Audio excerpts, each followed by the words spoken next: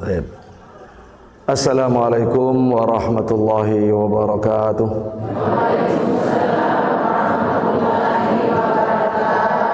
Bismillahirrahmanirrahim. Alhamdulillahi rabbil alamin. Asyhadu an la ilaha illallah wahdahu la syarikalah. Wa asyhadu anna sayyidana Muhammadan abduhu wa rasuluh. Allahumma salli wa sallim wa barik alaihi wa ala alihi azwajihi wa dhurriyyatihi wa sahabatihi wa tabi'in wa man tabi'ahum bi ihsanin ila yaumiddin. Allahumma anfa'na bima 'allamtana wa 'allimna ma yanfa'una wa zidna ilma. Allahumma inna nas'aluka ilman nafi'a wa rizqan thayyiba wa 'amalan mutaqabbala.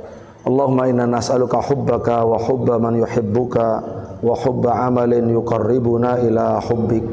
Allahumma amin. Yang kami muliakan para ulama, para tokoh kaum muslimin, para tokoh masyarakat, pengurus 4 majelis taklim muslimat, para takmir, wabil khusus takmir Masjid Baitur Rahman ini selaku yang ketempatan tuan rumah. Semua hadirin rahimakumullahu jami'ah. Marilah kita bersyukur kepada Allah atas nikmat yang sangat banyak, wabil khusus nikmat sore hari ini, di mana atas pertolongan Allah, atas ridho Allah, insya Allah kita yang tidak kenal bisa ketemu di sini di Masjid Allah untuk talabul ilmi, meneladani Rasulullah sallallahu alaihi wasallam, untuk bisa mengabdi kepada Allah secara esa, secara ikhlas, secara murni, secara tauhid, tanpa ada syirik, sehingga Allah subhanahu wa ta'ala ridho kepada kita dan kepada seluruh anak keturunan kita. Allahumma amin. Bapak Ibu rahimakumullah, ya alhamdulillah ya, kami dari Pondok Pesantren Al-Um Kota Malang, Pondok Pesantren Al-Um Kota Malang, seperti yang Ibu sampaikan, ya kita memang berniat untuk safari dakwah peradaban NTT. Kita siapkan hanya 5 hari, karena 5 hari itu harus menyela mengambil haknya para santri. Para santri sudah mulai aktif. Saya pamit, artinya mereka berkorban, waktunya mestinya untuk ngajar mereka, saya gunakan untuk menyapa dan bersilaturahim dengan muslim di Flores ini. Alhamdulillah dengan izin Allah perjalanan lancar, selamat sampai hari ini, begitu pula acara-acaranya. Hanya saja qadarullah dan mohon bantuan doa. Baru saja sebelum, ya ketika saya naik mobil ini, diberitahu bahwa bibi kami tinggal satu-satunya, adiknya ibu saya, yang berangkat ke sini ada 3 ustadz, semuanya ponaannya ya. Saya, Pak Yai Mujib, ini mas saya, Yai Ki Haji Muhammad Mujib Ansor SH MPDI, lalu ada Ustadz Haji Abu Hasan Muhammad Ali Khudari. Nah ini qadarullah, bibi kami dikabarkan telah dipanggil oleh Allah Subhanahu wa taala alias wafat. Ya tentu kita nggak bisa pulang. Jadi mohon doanya, mudah-mudahan ya, wafat dalam usia 86 tahun. 86 tahun. Ya 86 tahun ya, sama bapak mertua saya alhamdulillah masih sehat walafiat, umur 85 tahun. 86 juga ya. Nah, mudah-mudahan bibi kami sepanjang itu usianya, alhamdulillah ahli ngaji beliau. Ahli ngaji, ahli infak, penyabar. Semoga seluruh amal solehnya diterima oleh Allah Subhanahu wa taala. Seluruh kekurangan dan dosanya dimaafkan oleh Allah Subhanahu wa taala. Dirahmati oleh Allah, diridai oleh Allah, ditetapkan dengan ucapan yang tetap. Tsabbatahallahu bil qauli tsabit. Allahumma amin. Dan dihindarkan dari azab kubur serta azab neraka. Allahumma amin. Semoga yang ditinggal dijaga oleh Allah dari fitnah, dan semoga seluruh orang tua dan kerabat kita yang telah mendahulu kita, seluruh kaum muslimin saudara kita juga demikian dirahmati, diampuni, dimuliakan di dalam surganya. Allahumma amin. Bapak Ibu rahimakumullah, kita pada sore hari ini akan mempelajari hal yang sangat penting, sangat pokok, sangat strategis sebagai sebuah umat Islam, umat yang dimuliakan oleh Allah Subhanahu wa taala, di mana di dalam Isra Mi'raj itu jelas sekali Bapak Ibu. Di antara hasil Isra Mi'raj, Allah Subhanahu wa taala menunjukkan kepada kita semua bahwa Allah itu Maha Penyayang kepada umat Islam. Allah Maha Penyayang kepada umat Islam. Di mana tadinya sholat 5 waktu itu asalnya Allah mewajibkannya berapa kali sholat? 50 kali sholat. Saya yakin Bapak Ibu tidak bisa bayangkan 50 kali sholat sehari semalam itu gimana. 50 kali waktu. Tidurnya kapan? Lawang sekarang cuma 5 waktu aja ya, banyak yang ketinggalan. Banyak yang ngelimput, kata orang Jawa itu ngelimput itu sengaja bersembunyi entah di mana, nggak ikut hadir. Itu padahal baru 5 waktu. Bagaimana kalau 50 waktu? Itu oleh Allah Subhanahu wa taala dikurangi sampai hanya tinggal 5 waktu. Lalu Allah mengatakan 5 waktu tetapi pahalanya tetap 50 kali sholat. Ini betul-betul Allah sangat menyayang kita umat Islam, umat Nabi Muhammad SAW. Yang kedua menunjukkan bahwa Nabi Muhammad SAW teramat sayang dan cintanya kepada kita, sehingga beliau berjuang luar biasa, perjuangannya hanya untuk membela kita. Karena Nabi merasa berat sekali kalau 50 untuk umatnya yang kecil-kecil ini badannya, maka Nabi bolak-balik minta kepada Allah keringanan. Akhirnya diringankan oleh Allah, diringankan sampai 5. Setelah 5 itu Nabi nggak mau lagi, sudah malu kepada Allah. Sudah cukup, insya Allah 5 itu cukup bagi umatnya, sudah terlalu ringan. Itu semua Nabi lakukan murni untuk membela kita semua, biar sholatnya nggak berat. Tidak 50 kali tapi hanya 5 kali. Terakhir Nabi tidak mau lagi, disuruh Nabi Musa, sudah malu, sudah luar biasa pemberian Allah, karunia Allah. Masa 5 saja masih mau ditawar. Langsung dari 50 menjadi 5 Bapak Ibu. Coba kalau sama yang misalkan beli sesuatu, malu nggak sama yang penjual? Ya pasti malulah gitu. Jadi Nabi SAW sudah merasa berjuang membela umatnya sudah cukup, tidak mau lagi untuk minta keringanan, sudah cukup 5 itu. Itu adalah kasih sayangnya Nabi kepada kita. Karena memang sifat beliau harisun alaikum, azizun alaihi ma'anittum. Nabi itu punya sifat merasa sangat terbebani, merasa sangat berat apa yang memberatkan kita.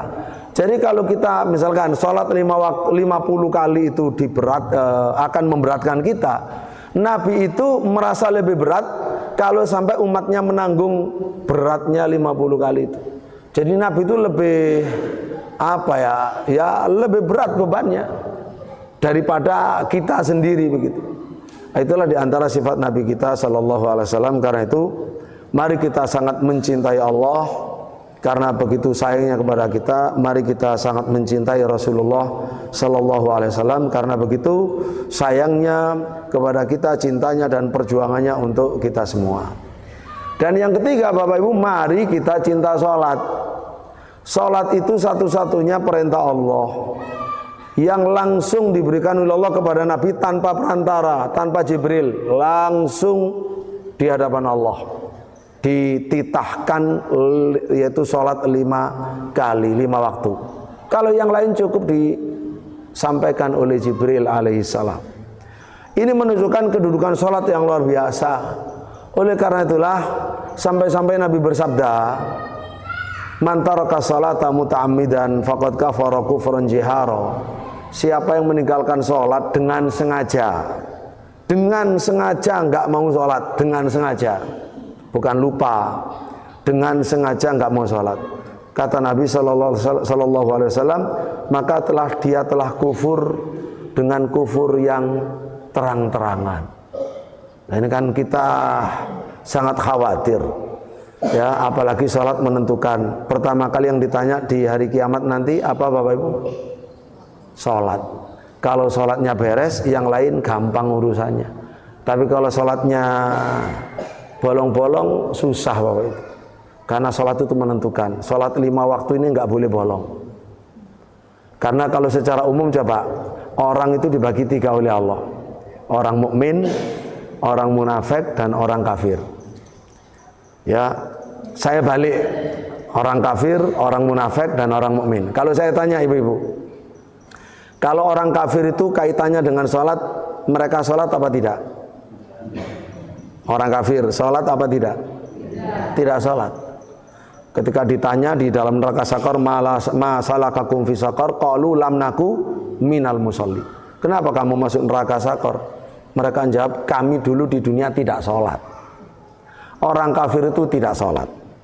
Saya tanya, orang munafik itu kaitannya dengan sholat bagaimana? Sholat apa tidak? Sholat apa tidak? Kadang-kadang sholat. Oke? Ya. Wa idza qamu ila sholati qamu kusala. Lek pas gelem mau sholat, sholatnya pun ogah-ogahan, rodok males-males. Kadang sholat, kadang tidak. Itu orang munafik. Kalau orang mukmin, rajin sholat, menjaga sholat, sholatnya lengkap. Loh kan kita takut, kalau kita tidak lengkap sholatnya, jangan-jangan nanti masuk yang kedua, sing kadang-kadang sholat nih kau, yaitu orang munafikun. Orang munafik zaman Nabi itu sholat, lek ketok wong, kalau dilihat oleh orang.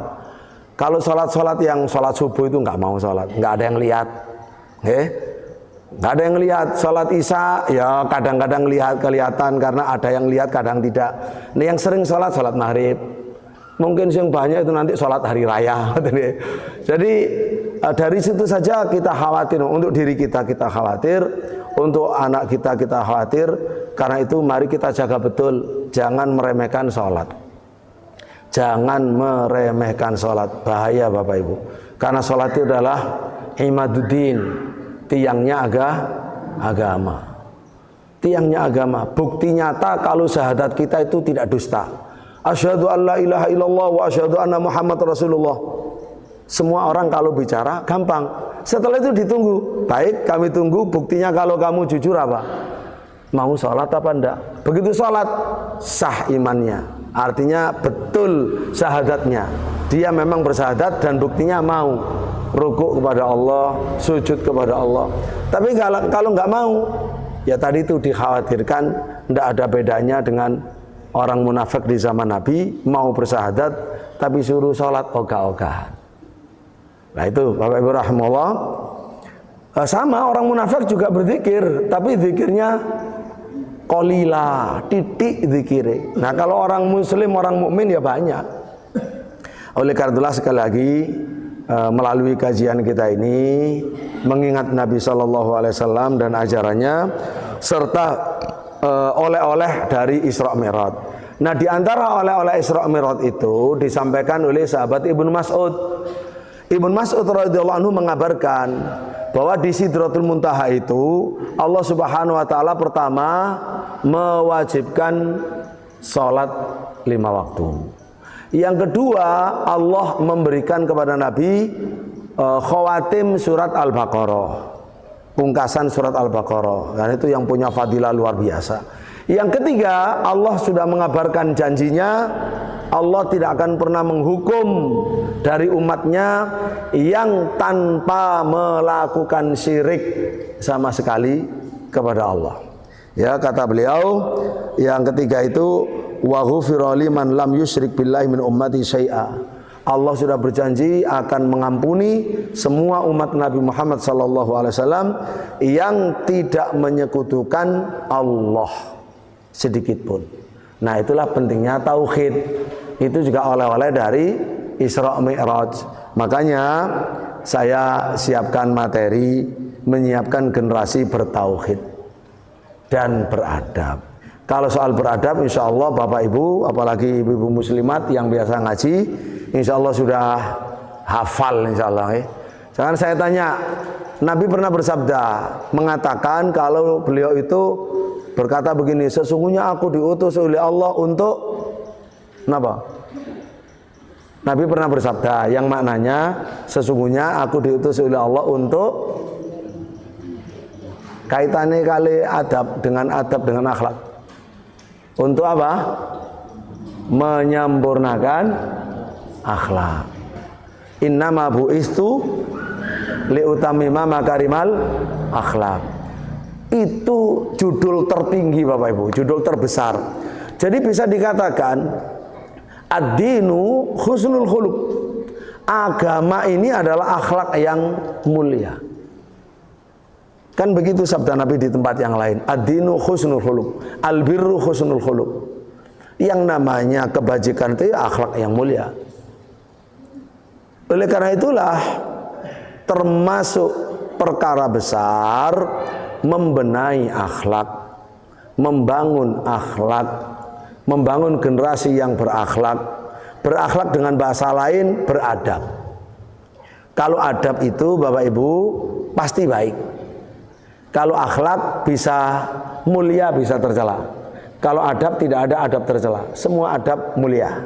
Sehingga cukup beradab. Tapi kalau berakhlak mesti berakhlak mulia, ditambahi mulia. Supaya tidak termasuk akhlak yang tercela. Jadi bahasa akhlak mulia itu sama dengan adab.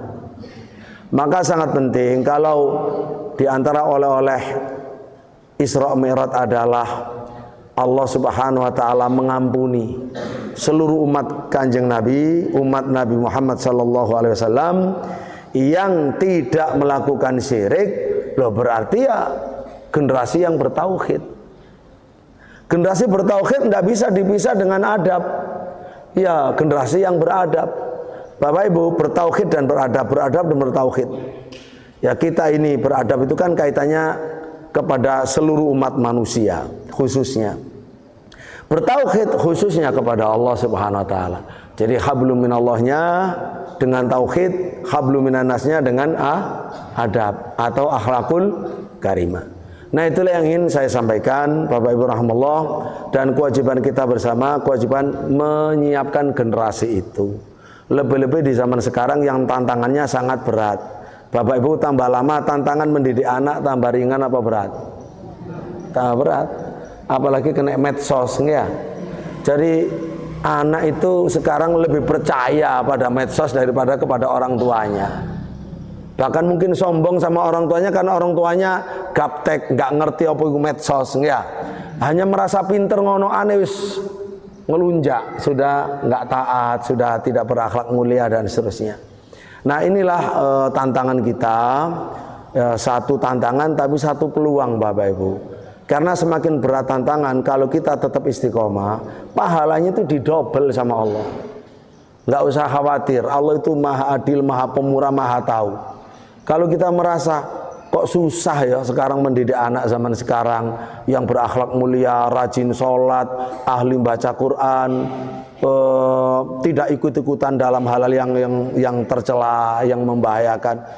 Kok susah? Nah, sampean merasa susah terus berusaha, itu pahalanya berlipat-lipat daripada orang tua yang dengan mudah di zaman yang mudah untuk mendidik anak. Nah, inilah yang insya Allah kewajiban ini kita pelajari bersama. Dan Bapak Ibu rahimahullah, untuk mendidik anak ini kan dimulai anak itu dari sejak lahir. Bahkan adalah pembahasan sebelum lahir, tapi kita mulai dari sejak lahir aja. Nah, kalau sejak lahir bayi ini tentu terbanyak hari-harinya bersama siapa? Bapak atau ibu? Berarti nomor satu di tangan ibu. Ya, kewajiban pertama kali yang dimaksud menyiapkan generasi yang bertauhid dan berakhlak, berakhlak mulia atau beradab, ya ibu. Pertama kali, bukan berarti bapak lepas, mboten, ya tidak. Bapak ya wajib, tapi kali ini yang terdepan ketika anak kecil itu, ya ibunya terdepan. Karena yang menyusui, yang menggendong, yang ganti popok, yang memandikan, yang nyuapin dan seterusnya, ya ibu gitu.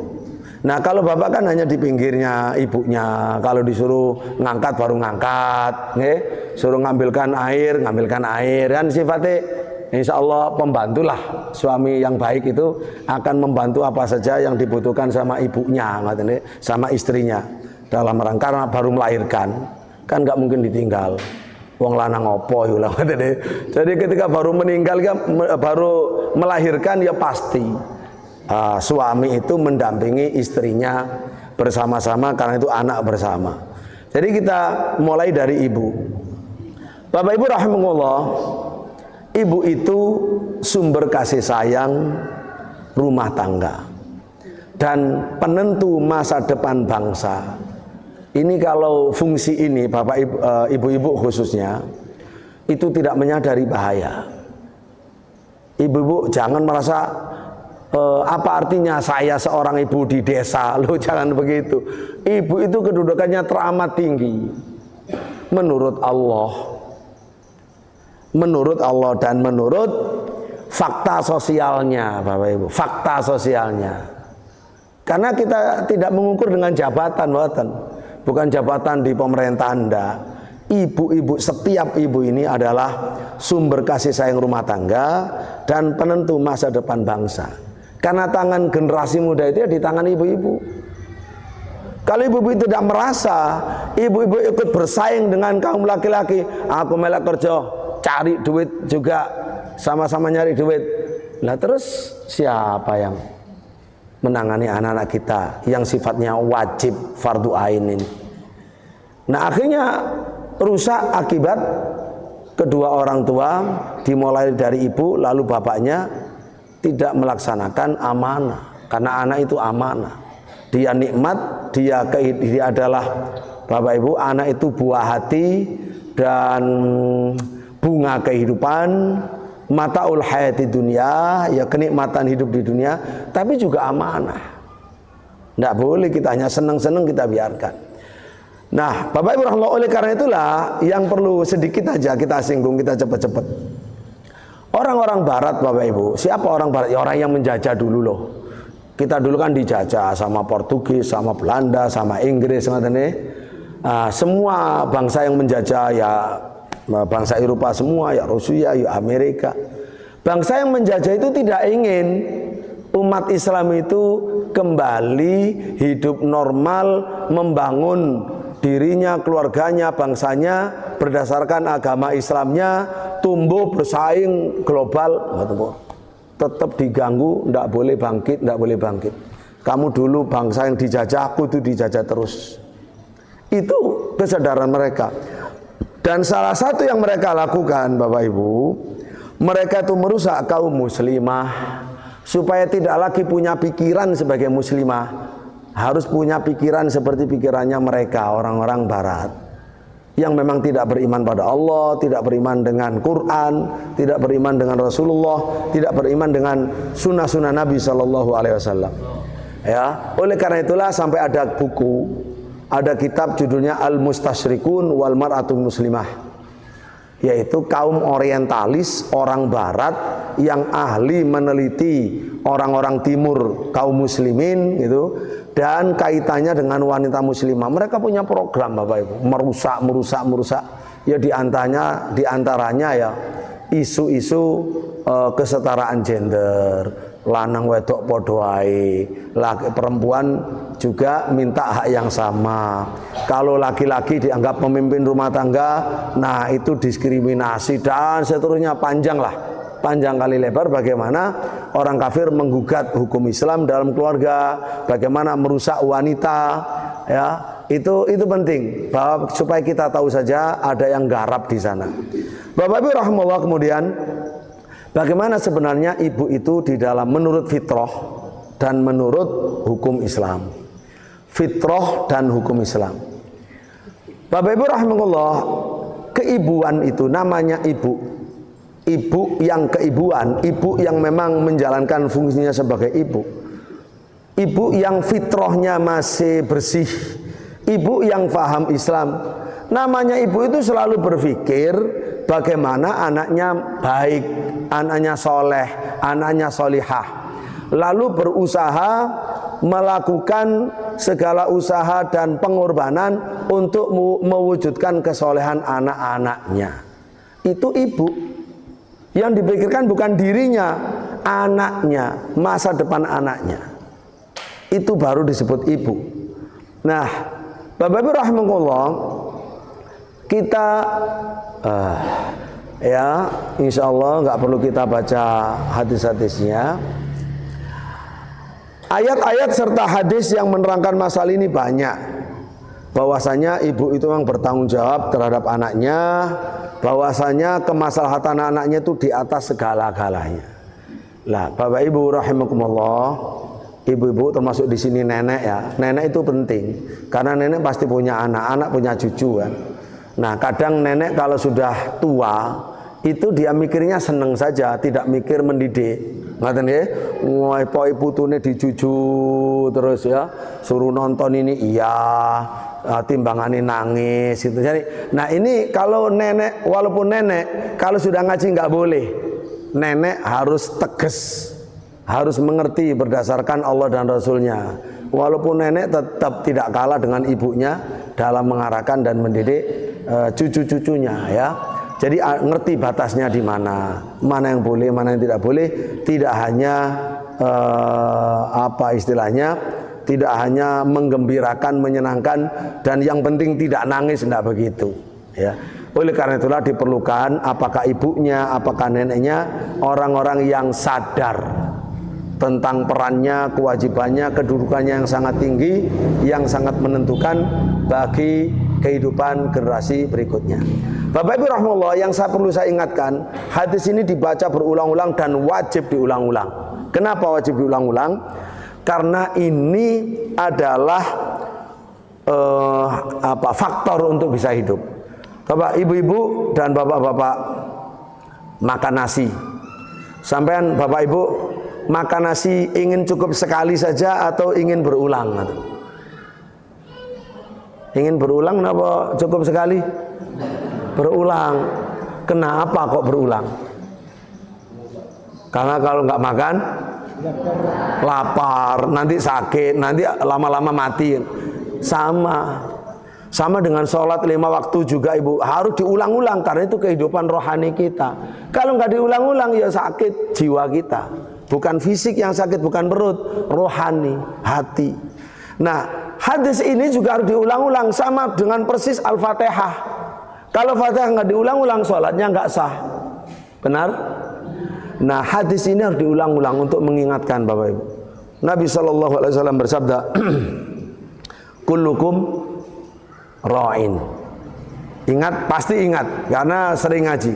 Setiap kalian adalah pemimpin. Pernah Bu nggih? Hadis yang mengatakan setiap kalian adalah pemimpin dan akan ditanya tentang kepemimpinannya. Bapak Ibu, para bapak pernah mendengar hadis ini?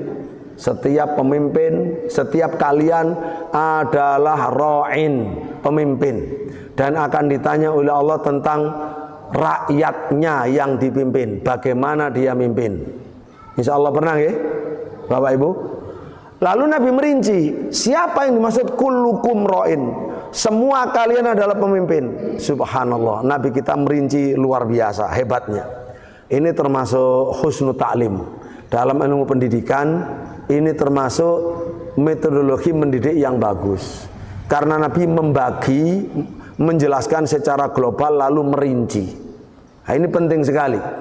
Kata Nabi pertama fal amir, pertama amir. Amir itu ya pemerintah, mulai dari terserah mau presiden, mau gubernur, mau wali kota, bupati, camat, lurah. Ya, itu namanya amir, ya.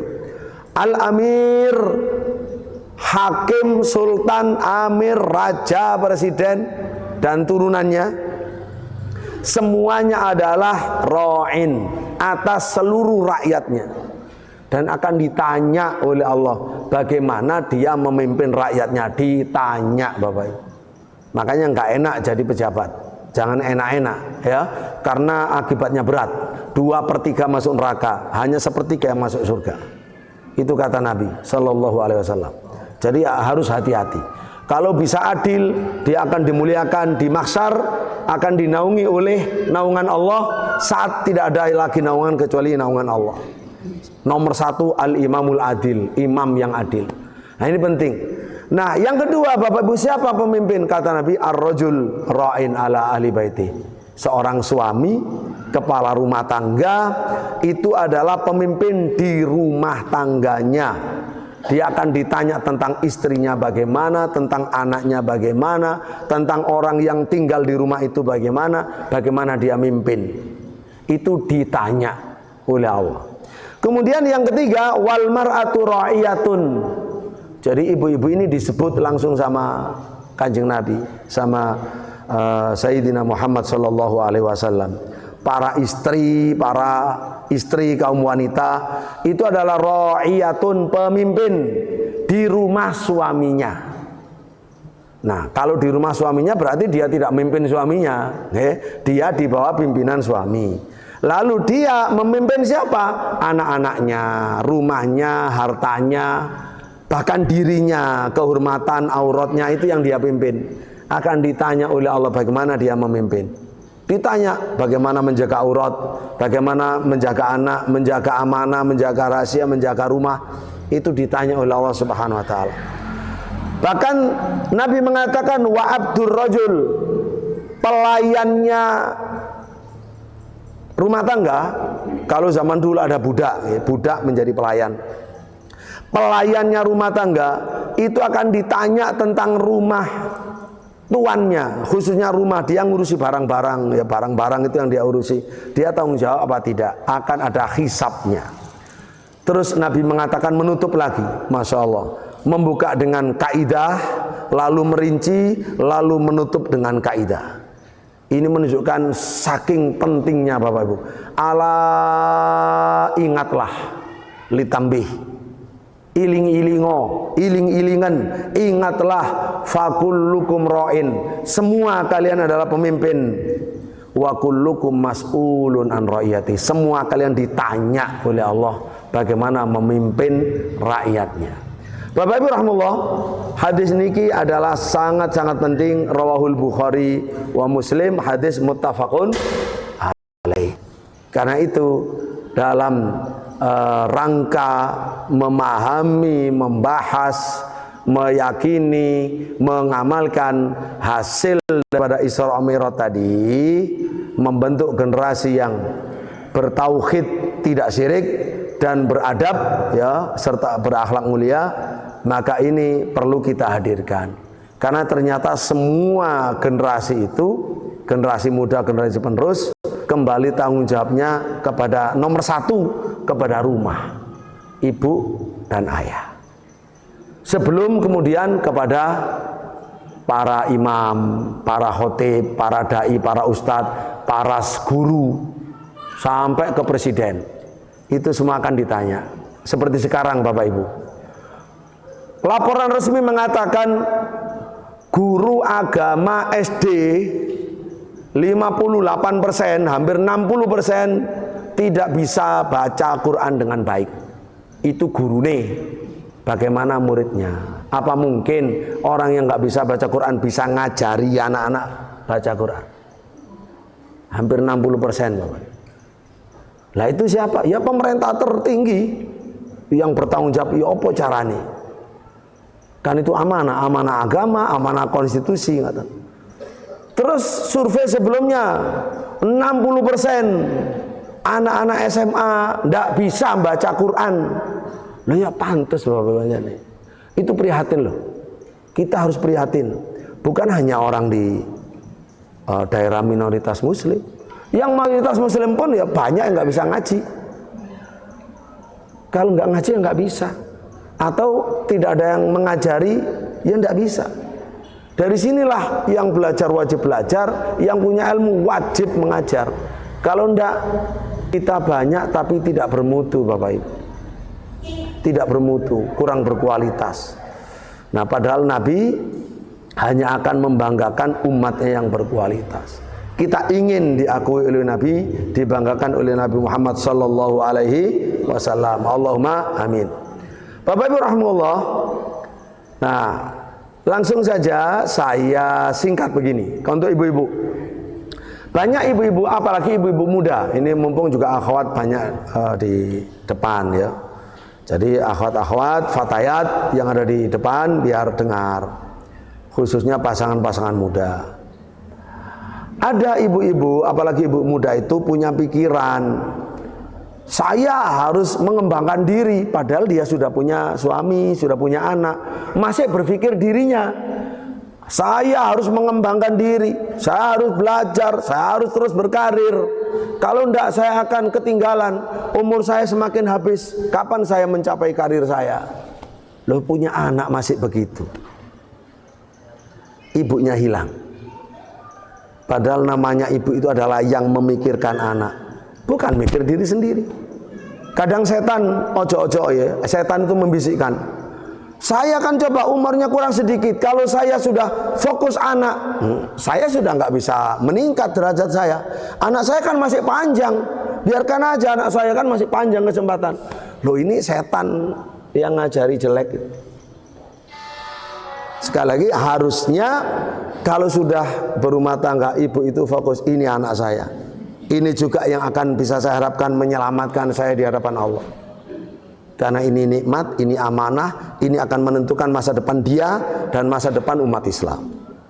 Bukan lagi dia fokus pada dirinya lalu anaknya gimana. Nah, ini termasuk keliru Bapak Ibu ya. Keliru itu pandangan yang keliru. Baik, apa tugasnya ibu?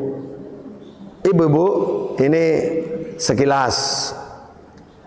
Banyak ibu-ibu itu, termasuk apa tugas ibu, apa tugas bapak? Banyak ibu itu menganggap tugasnya ya udah saya masakkan untuk anak saya memandikan, saya siapkan susunya, popoknya, apanya. Ya kalau capek saya gendong atau nangis saya gendong, udah cukup. Kalau sakit saya bawa ke dokter, kalau keselio saya bawa ke dukun pijet, selesai. Kalau nangis-nangis nggak meneng ya tak nonton TV, kan gitu ya. Salah. Terus kerjaan bapaknya, nah aku kan bantu aja, bantu ibunya. Ya sudah itu ya cukup. Nanti apa yang diperlukan sama ibunya ya saya akan bantu. Kalau perlu saya mukul anaknya saya pukulkan, ya. Ya nggak begitu Bapak Ibu ya, nggak begitu tugas bapak. Nah inilah pentingnya kita menyadari baik kakek atau nenek harus paham untuk memahamkan anak-anaknya. Tugasnya Bapak Ibu. Tugas ibu yang penting itu ada dua macam. Yang pertama ini bahasa Indonesia merawat dan menjaga. Ini secara fisik, merawat memenuhi kebutuhannya, menjaga dari semua keburukan secara fisik semua. Lebih dari itu yang penting, yang ciri khas wanita muslimah itu nomor dua. Kalau pertama kan insya Allah wanita kafir ya sama. Kalau hanya merawat anaknya, makan, minum, mandi, sehat, nah, kan itu fitrah. Tapi yang kedua ini Bapak Ibu, mendidik, membimbing, melatih, membuat program ya sesuai dengan agama Islam. Mendidik, membimbing, melatih, membuat program untuk anaknya, dia ya namanya tujuannya kan untuk menjadi soleh, solihah, untuk akhlaknya mulia, kepada Allah taat, kepada Nabi cinta, berakhlak mulia. Ini kan butuh program, tidak bisa otomatis Bapak Ibu. Betul nggak? Bahkan program yang paling rumit Banyak orang lari dari tanggung jawab. Yang gampang kalau lari, kalau yang istiqomah itu yang berat. Bapak Ibu rahimahullah, baik. Jadi tujuannya, tugasnya riayah dan himayah bahasa Arabnya. Yang kedua tarbiyah wa tadrib wal barmajah lil abna. Jadi mendidik, membimbing, melatih, membuat program. Termasuk program nanti di rumah apa saja, lalu sekolah kemana, mondok kemana, kan program. Kalau sudah mondok pun bagaimana peran orang tuanya proaktif supaya betul-betul ya tujuan tercapai, dia berpahala. Wafat saat itu dia sudah untung menjadi orang yang selamat.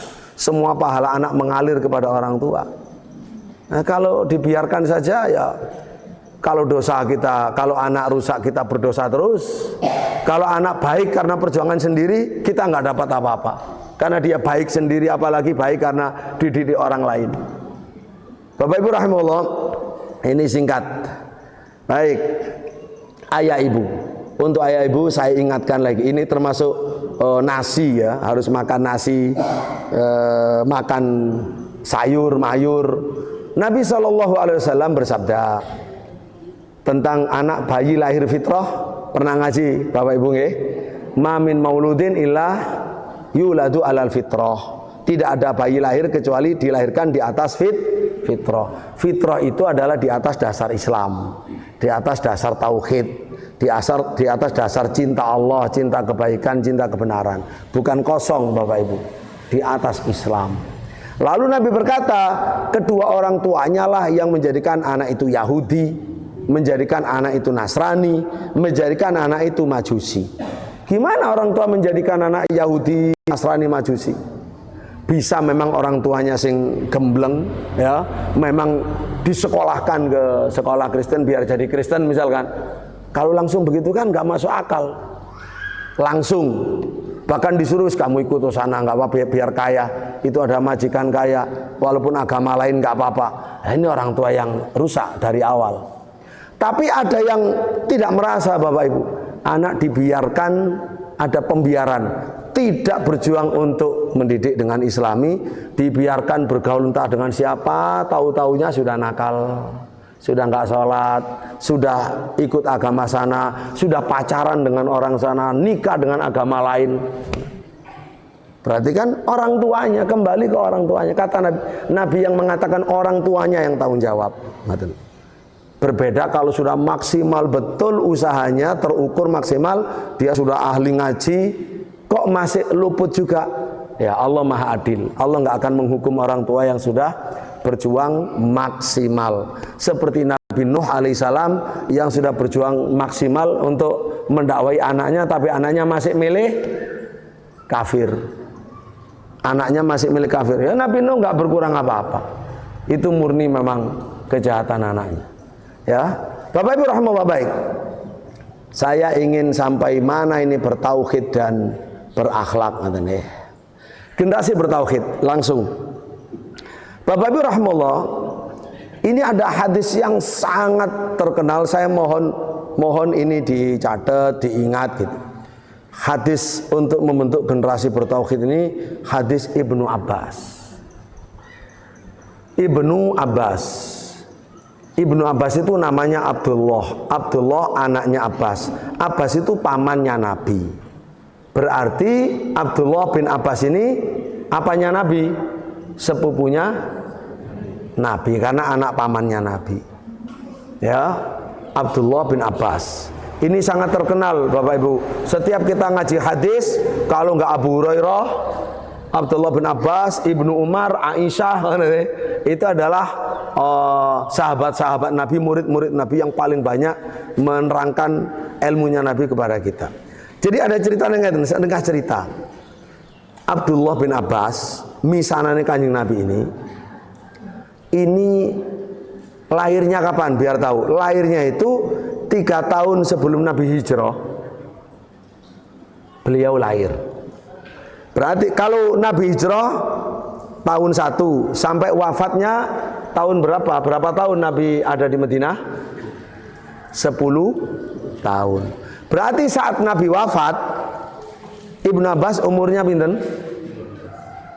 Baru 3 Nabi wafat itu Ibnu Abbas ini baru 13 tahun. Sik durung balik, kate balik, akan balik, belum akil balik. Waktu Ibnu Abbas umur 9 tahun atau umur 10 tahun, jadi 3 tahun sebelum Nabi wafat. 3 tahun sebelum Nabi wafat, pernah Nabi itu membonceng Ibnu Abbas. Dikatakan Nabi itu dapat hadiah bagel, ya, hewan bagel, keturunan kuda dan khimar, hewan bagel. Nabi naik bigol. Nabi naik bagel.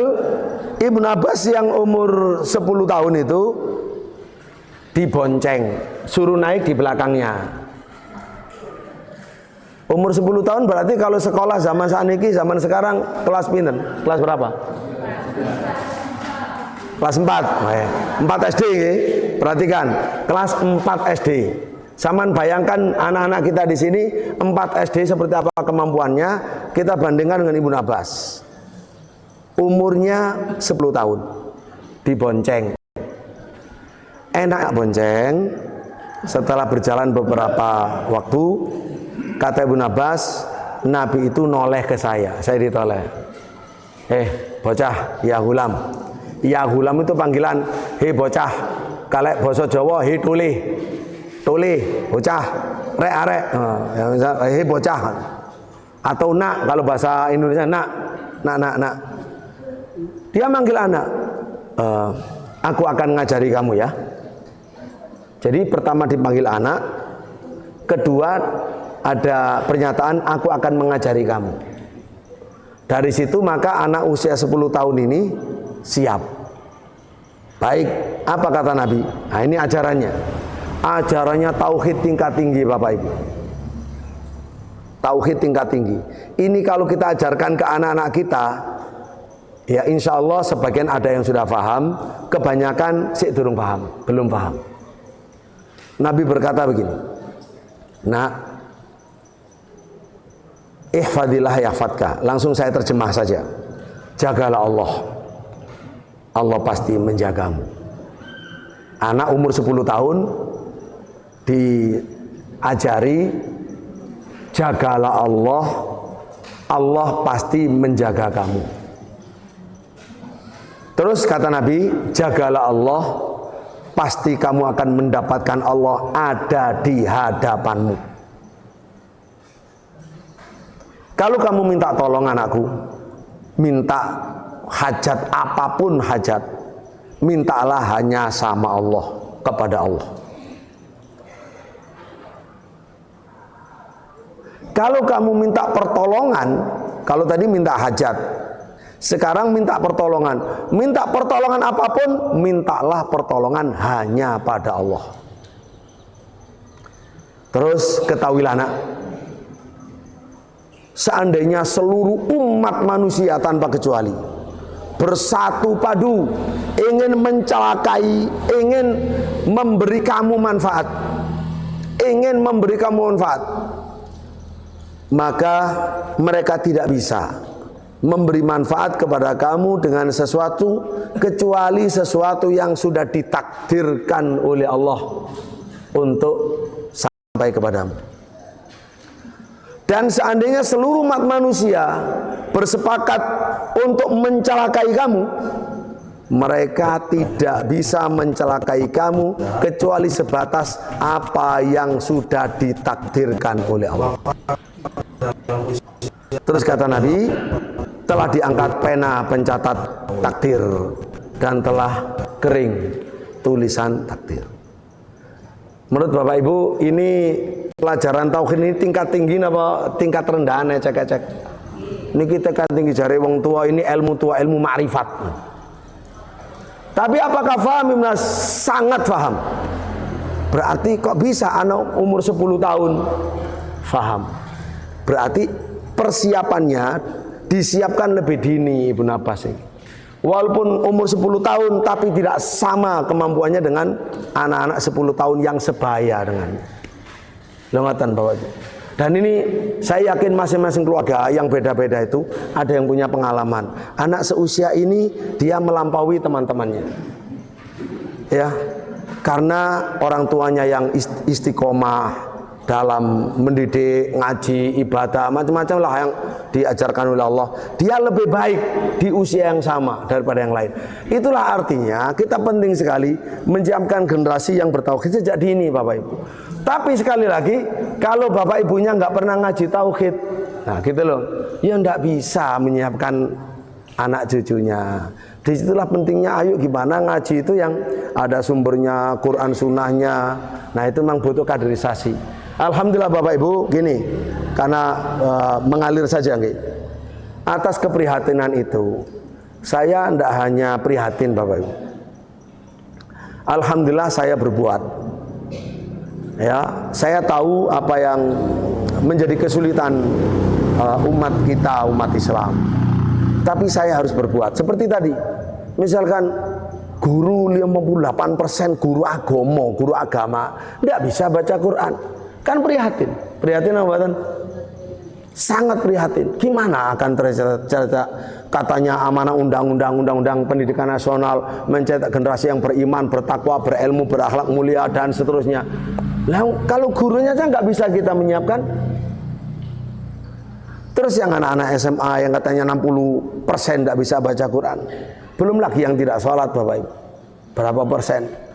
Lah, alhamdulillah kami dengan usaha kami di Kota Malang, kami menyiapkan satu lembaga Akademi Mu'allim Al-Quran. Mangke, ini saya minta ini bisa ditempel, mangke, bisa ditempel maupun yang kecil-kecil. Nah itu bisa bagi yang mau. Ini pendidikan Akademi Mu'allim Al-Quran. Ya pendidikan setelah SMA, ya pendidikan tinggi yang menyiapkan mencetak guru-guru Al-Quran maupun guru-guru untuk menghafalkan Quran putri ya, yang mumpuni. Pendidikan 3 tahun gratis 100%. Gratis 100%. Ya dia hanya berjuang pulang pergi katanya. Gunanya apa? Setelah 3 tahun bisa pulang ke masjidnya, ke kampungnya, ke lembaganya, kemana dia berasal untuk mulai menyinari masyarakat dengan ilmu yang baru dengan Al-Quran. Kebetulan kami punya tenaga-tenaga ahli, karena itu kami siapkan itu. Untuk putra bagaimana? Untuk putra Bapak Ibu, kita siapkan Ma'had Ali Al-A'immah, tapi 4 tahun.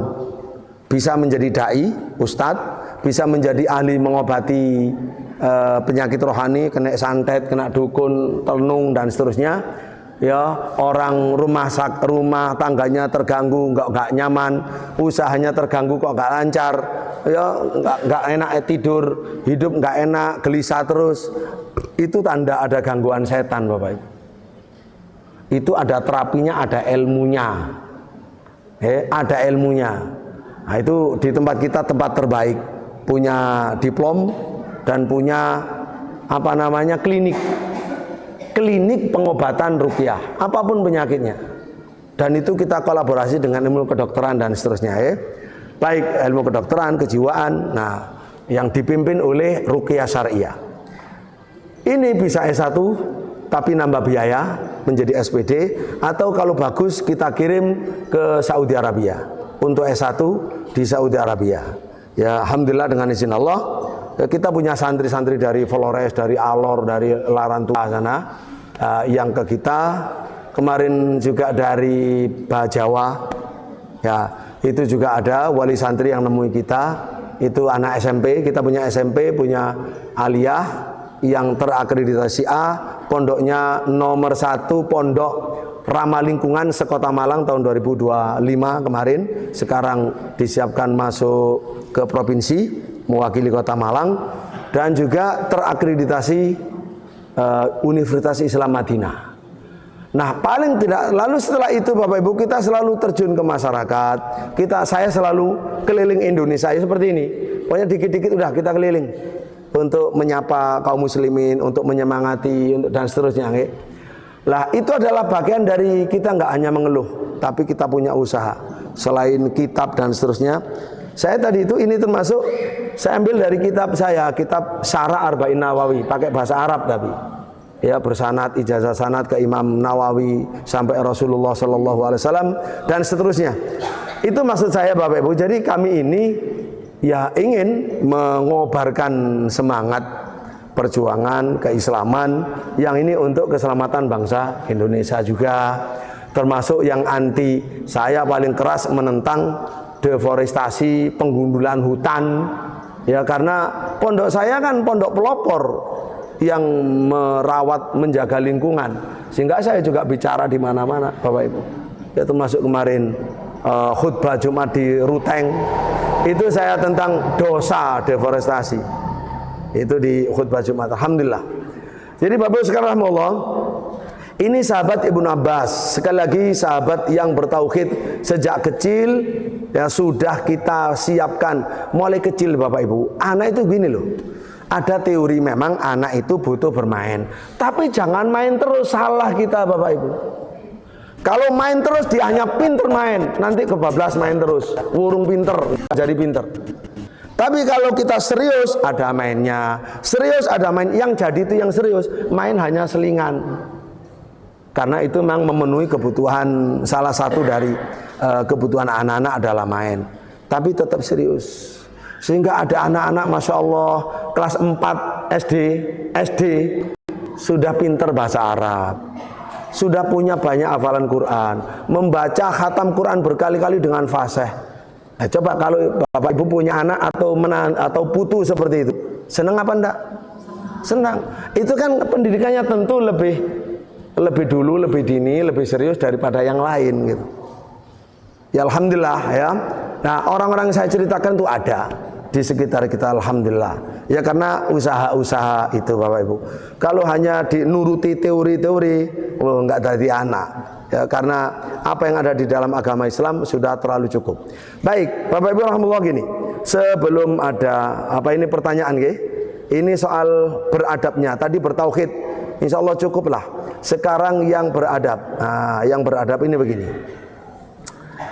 Tadi tentang sholat ya, termasuk bertauhid itu sholat nggih. Perintahkan anak kalian untuk sholat saat berusia 7 tahun. Berarti sebelum 7 tahun diapakan? Bapak Ibu, anak kita, cucu kita sebelum 7 tahun kaitannya dengan sholat kita apakan? Dilatih, dibawa ke masjid ya, dikumpulkan dengan orang ngaji, orang sholat, melihat orang sholat, kemudian juga dilatih, kadang ya mulai banyak didengarkan hafalan gitu. Lalu nasihat-nasihat umum, cerita-cerita, semuanya situasi sholat, tentang sholat, pengetahuan sholat, melihat sholat, contoh sholat. Begitu 7 tahun diperintah, sudah mengerti apa yang diperintah. Jangan sebelum 7 tahun, belum 7 tahun, loh nggak disiapkan, nggak mungkin. Harus disiapkan dulu Bapak Ibu. Lalu pukullah anak ketika nggak mau sholat, ketika usia berapa? 10 tahun, okay. Ketika 10 tahun, wahum abna'u ashrin, ketika umur 10 tahun, okay. Baik, terus ditambahi lagi, ini kaitan dengan sosial, kaitan dengan hawa nafsu, kaitan dengan gender. Ketika sudah umur 10 tahun, pisahkan tempat tidur antara kakak adik yang laki perempuan. Ini langsung dari Nabi. Ini luar biasa pesan pendidikannya. Anak kecil umur segitu wajib mengerti perbedaan jenis kelamin laki perempuan, dan wajib bisa tidur walaupun saudara. Ini saudara kandung yang tidak ada syahwat. Tapi kalau tidur bareng berbahaya, karena siapa tahu tengah tidur kesingkap.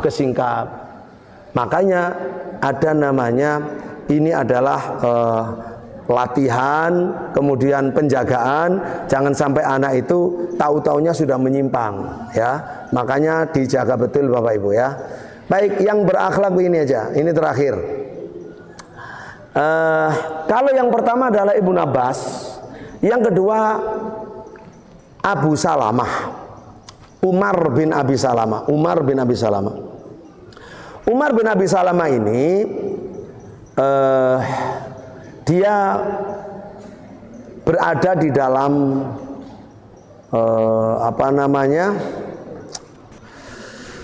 dalam pengasuhan Nabi. Jadi ini anak kecil diasuh oleh Nabi Shallallahu Alaihi Wasallam, namanya Amr bin Abi Salamah. Diajak makan bareng, ini anak kecil. Diajak makan bareng, ternyata tangannya itu menjelajah kemana-mana, ngambil sana, namanya anak kecil.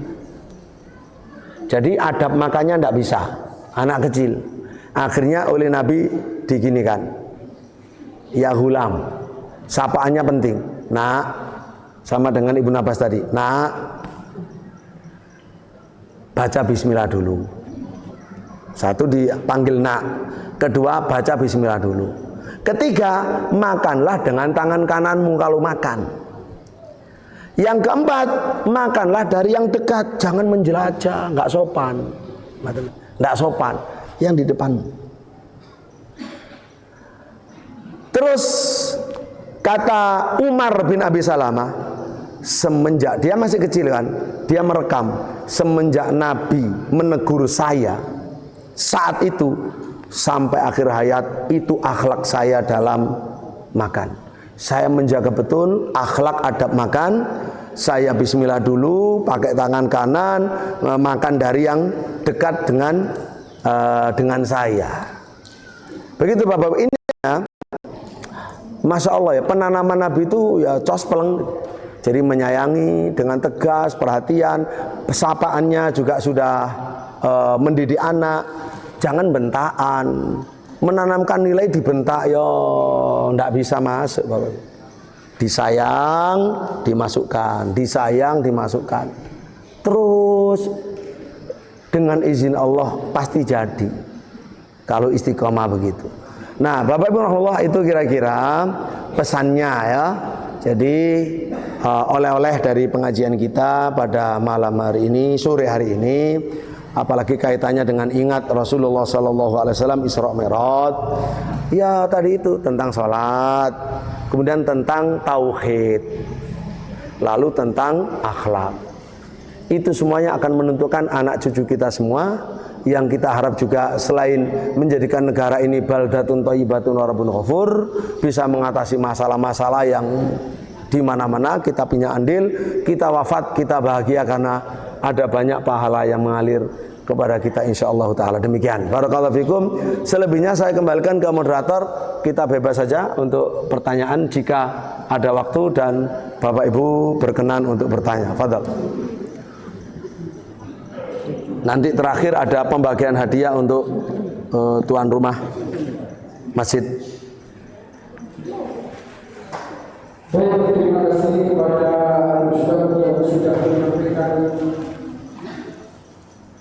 materi tentang akidah dan akhlak untuk generasi muda, terutama ketika keluarga dalam rangka hidupnya akhlak kita atau akhlak kita dalam rumah tangga. Sekali lagi kami sampaikan terima kasih banyak kepada Ustaz dan kita semua. Berhubung waktu maghrib tinggal 10 menit lagi. Oh, Jadi mungkin ya Bun, baik. Berarti nggak ada pertanyaan kan? Ya Bun. Bapak Ibu ngeten, ini sebelum saya serahkan nanti Pak Yai Mujib, yang beliau ini kepala bidang pendidikan di yayasan kami ya. Beliau Kiai Haji Muhammad Mujib Ansor SH MPDI, ahli hukum dan ahli pendidikan ya. Serta ahli sejarah beliau. Ini pertama ada buku saya, penelitian waktu subuh secara syar'i astronomi dan dan empiris. Intinya kalau monggo nanti dibaca. Intinya apa? Imam Syafi'i pernah berkata begini. Imam Syafi'i dalam kitab idza banal fajrul akhiru mu'taridon faqad halat salatu subhi kalau fajar kedua sudah terbit membentang di ufuk timur, di kaki langit sebelah timur, membentang dari utara ke selatan, selatan ke utara, maka telah halal sholat subuh. Siapa sholat subuh, kata beliau, man shollaha wa man shollaha qabla tabayyunil fajril akhiri mu'taridun a'ada. Siapa yang sholat subuh sebelum fajar shadiq membentang seperti itu, dia mengulang. Lah maksud saya ucapan beliau ini sesuai dengan sabda ucapan Ibnu Abbas, sesuai dengan sabda Nabi. Saya pernah praktek, saya melihat di lapangan di mana-mana. Termasuk kali ini, malam ini akan melihat, besok kita melihat juga. Itu sejak 2009 Bapak Ibu. Maka yang paling bagus, seandainya sudah paham imam dan masyarakat, ya untuk sholat subuh itu komatnya nggak usah cepet-cepet, agak mundur dikit, karena ketika azan biasanya sampai orang komat selesai itu, kalau sampean mau melihat ke ufuk timur yang pas ada melihat kaki langit timur, itu fajar shadiq itu belum terbit, seperti yang dikatakan Imam Syafi'i tadi. Baru setelah itu 20 menit kemudian baru muncul. Makanya kalau komatnya sambil nunggu jamaah, termasuk membangunkan anak-anak kita sing beling-beling itu, komatnya misalkan 22 menit, 23 menit setelah jadwal azan, nah, umum itu bagus. Karena sudah pasti di waktu subuh, pasti. Tapi kalau cepat-cepat sebelum itu, khawatir belum masuk waktunya. Itu hasil penelitian lama. Alhamdulillah niki bisa dibaca. Ini khilafah dan imamah, ini ya nanti bagi yang ngerti saja. Ini buku Ahlus Sunnah membantah Syiah, membantah Syiah. Yang lainnya itu brosur kalau mau, yang tadi brosur baik untuk Mahat Ali maupun untuk yang Akademi Mu'allimah Sunnah, Mu'allim Quran. Siapa tahu ada yang mengambil manfaat, monggo. Ini kalender pesantren lengkap, ya ada apanya, monggo. Dan ini pamflet, monggo Pak Yai Mujib bisa sebelum ditutup mungkin diserahkan Pak Yai Mujib. Apa dal? Ini sama kalender yang gede-gede itu ya. Ya tapi nanti diserahkan juga. Padahal.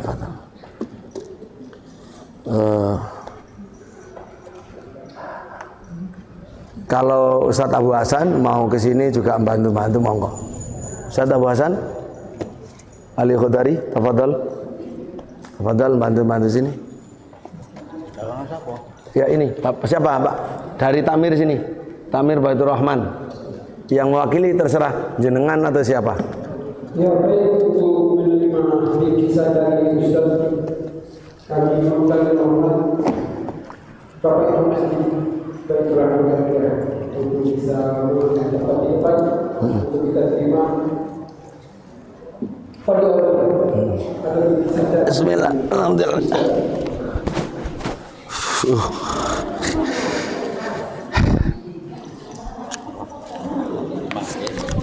Masya Allah. Barakallahu. Nih ngeriku. Lihat. Nih. Baik, kami sampaikan sekali lagi